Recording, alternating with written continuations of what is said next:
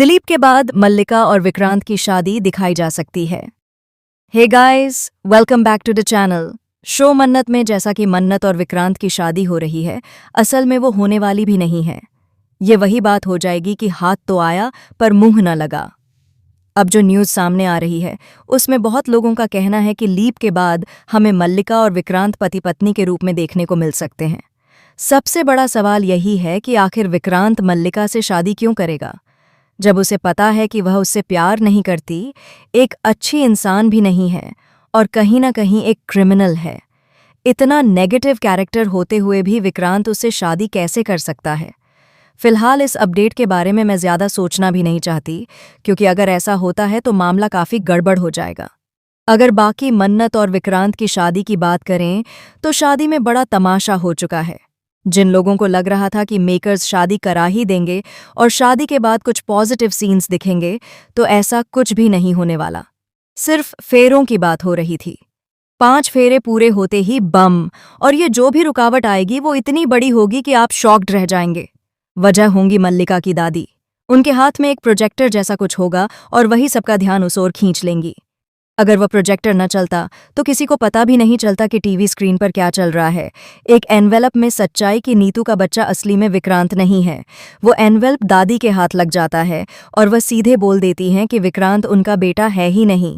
फेरे पूरे हो चुके होते हैं और विक्रांत स्क्रीन की तरफ देखकर हैरान रह जाता है। नीतू घबरा जाती है और फूट फूट कर रोने लगती है, क्योंकि स्क्रीन पर वो विजुअल चल रहे होते हैं जिसमें विशाखा नीतू के पैरों में गिरकर कह रही होती है, मेरा बेटा लौटा दो, विक्रांत मेरा असली बेटा है, तुम्हारा उससे कोई लेना देना नहीं है। ये सब देखकर शादी बीच में ही रुक जाती है। इसके बाद विक्रांत इतना गुस्सा होगा कि पूरा परिवार इसकी चपेट में आ जाएगा। मन्नत के साथ भी बहुत बुरा होते हुए दिखाया जाएगा। जब ये सब होगा, मल्लिका, विशाखा और ऐश्वर्या राय सिंह बेहद खुश होंगी। अब देखने वाली बात यह है कि लीप के बाद जब मन्नत डीसीपी धैर्य के साथ दूसरे शहर जाएगी, नई लाइफ शुरू करेगी और उसकी 5 साल की बेटी होगी, तो कहानी किस दिशा में जाएगी?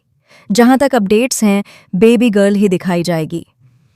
अब सवाल ये है कि ऐश्वर्या राय सिंह कब तक बुर्का पहनकर अपनी आइडेंटिटी छुपाए रखेगी? दुनिया के लिए तो वह मर चुकी है, लेकिन क्या ये तीनों विलन सलूजा मेंशन में ही रहेंगे? नीतू और रॉनी सलूजा का क्या होगा? उन्होंने अपनी सारी प्रॉपर्टी विक्रांत के नाम कर दी थी। अगर विक्रांत को पता चल गया कि वह उनका बेटा नहीं है, तो वह प्रॉपर्टी वापस रॉनी को दे सकता था। लेकिन लीप के बाद भी विक्रांत उसी मेंशन में रहेगा। नीतू और रॉनी कहाँ जाएंगे? यही बड़ा सवाल है।